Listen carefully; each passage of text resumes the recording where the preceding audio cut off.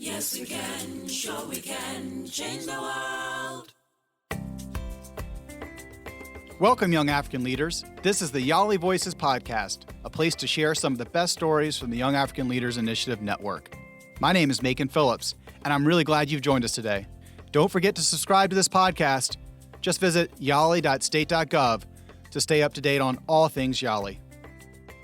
I had the opportunity recently to sit down and have a conversation with Emmanuel Osei, a young African leader who was born in Liberia during the Civil War and ultimately moved to Ghana with his family.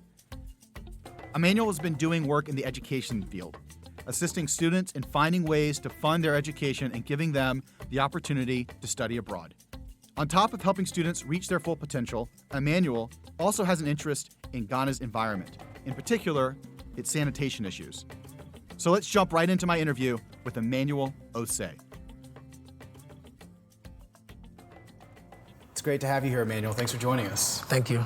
Now, Emmanuel, you're based here in Ghana. You were from Liberia originally, or you were born there? I was born there. Because your father was a UN peacekeeper? Yeah, definitely. Is that right? Yeah. Okay, and now you're here in Ghana and doing a lot of work in the education space. Definitely. So let's start just by talking about your background. I know there's a lot of challenges involved in where you're coming from, but I also want to hear about some of the things that helped inform you as a leader and what you're doing now. So paint us a picture of what life was like in Liberia when you were coming up. Well, I've been in Ghana since 1990. I was actually born in September 26, 1990.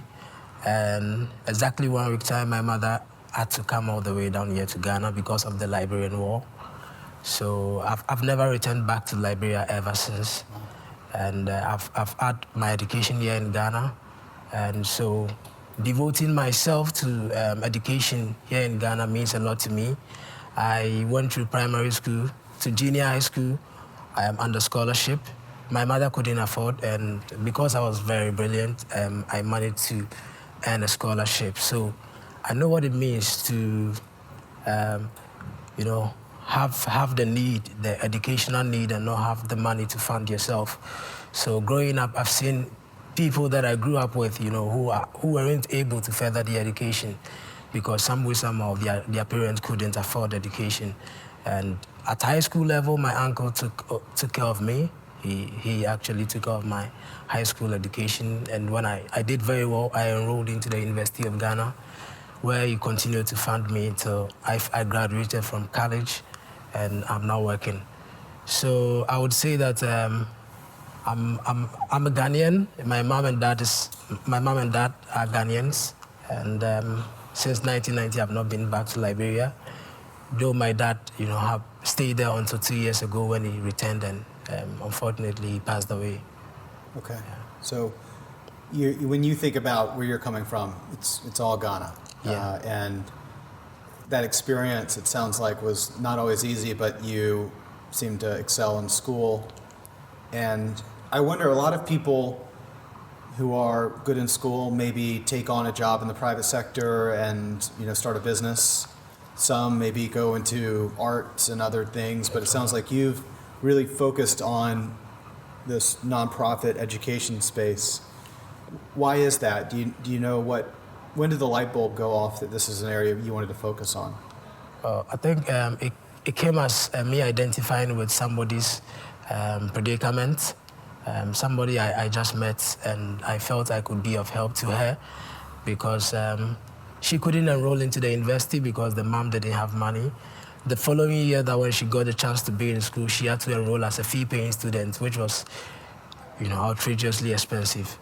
And at some point, she had to defer. She had to drop out of school.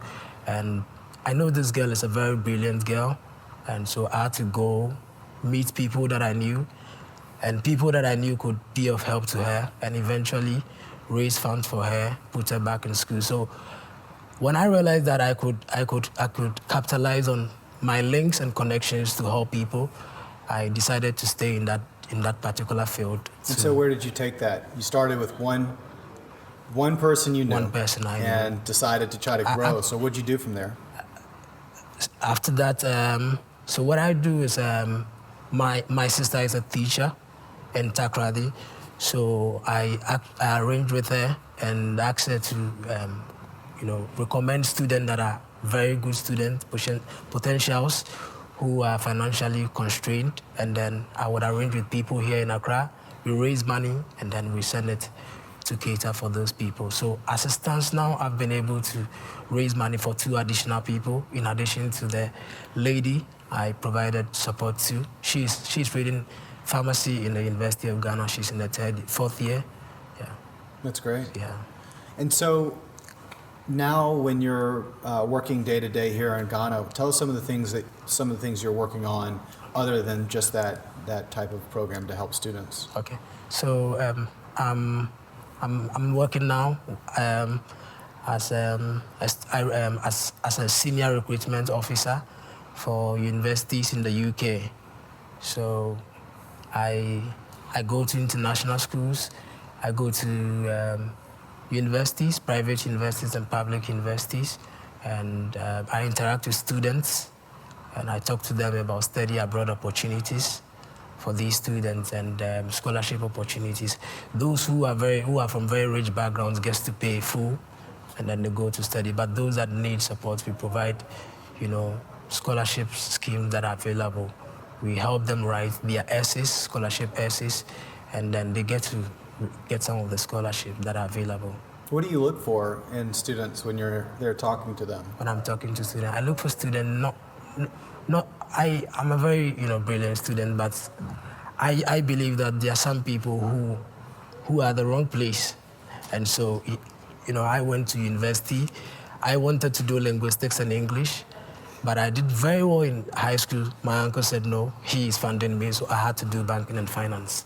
So I think there are some people who are just like me.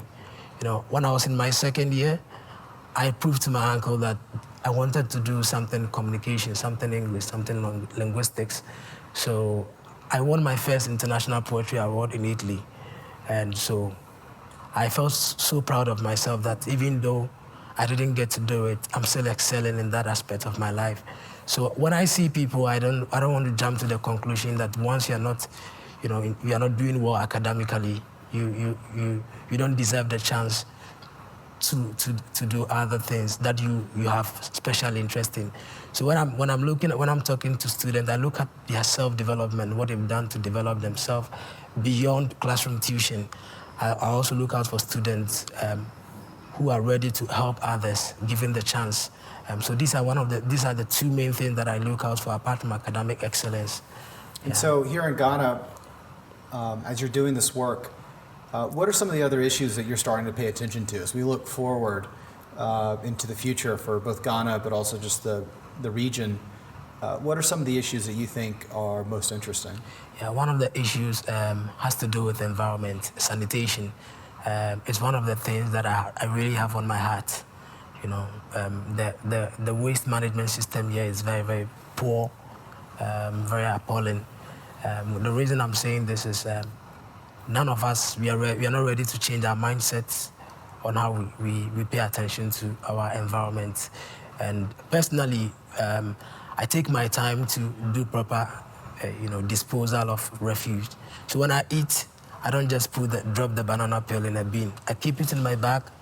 When I get home, I live in a very green area. I live on the University of Ghana campus. We have a lot of green areas, and then I dump it there, and then dump, the rubber inside a bin, because I think that if I'm doing this and 10 more people gets to do that, another 10 more people gets to do that, doubling up 100 more people, when we continue to do that, the problem that we are having here in Accra, when it rains just a day, people are crying because we are going to have serious flooding. And last year, June 3rd, we had a very big disaster here in Ghana, and it was all over the world. It's because we don't pay attention to our environment. Even those who are educated, even the elites, have a problem with this, the refuse disposal, and it's very, very painful. Each time I walk around, even on University of Ghana campus, and when you try to correct people, they think that you know it all, and they either insult you or they don't even give you any response and they walk away. So one of the key things that I would wish that things will turn around. It has to do with, waste management and the way we treat our environment. It's very, very poor over here in Ghana. So this is an issue that you're going to be focusing on. And Definitely. I know that there's a lot of people in the YALI Network and in general who are already doing a lot of work in this area. So if you're looking for Emmanuel, look for Emmanuel Osei here in Ghana. And he's working on a number of things. His background is in education, but he's starting to think a lot about waste management and its impact on the environment. Yeah. I want to end by asking just a few questions that we've been asking everyone that we interview. Okay. The first would be something that surprises people about you. You're a pretty low-key guy. You're pretty focused, it seems like. So what's something about you we may not realize? I'm very compassionate. You're very compassionate. What does that mean? I'm ready to share with people, not based on the fact that they don't have, but based on the fact that they need it. Right. Okay. Next question. Are you, would you consider yourself a morning person or someone who's more of a night owl, late night person? What I would say, if I got you, what do you mean if I'm nocturnal? Do you mean? Do you like to wake up early or do you like to stay up late? I wake up very early, like this morning. I do that a lot.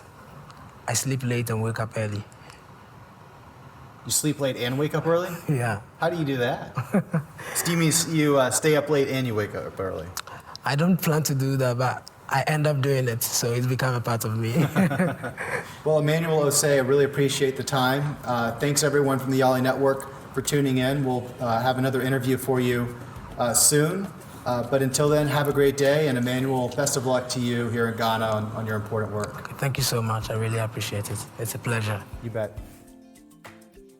Thank you, everyone, for tuning in to another YALI Voices podcast. And huge thanks to Emmanuel Osei for taking the time to talk with me. The way he uses his own connections to broaden the education of others is why we're truly happy to have people like him in the YALI Network. If you'd like to reach out to him, you can find him on Facebook or Twitter under Emmanuel Osei. All right, I'm going to spell that for you. EMMANUELOSEI. Emmanuel Osei. Look him up on Facebook or Twitter.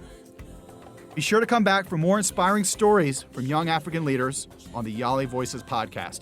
And join the YALI Network at yali.state.gov and be part of something bigger. Our theme music is Ego Happen by Grace Jerry and produced by her friends, the Presidential Precinct. The YALI Voices podcast is brought to you by the U.S. Department of State and is part of the Young African Leaders Initiative, which is funded by the U.S. government. This is Macon Phillips signing off. Thank you, everyone.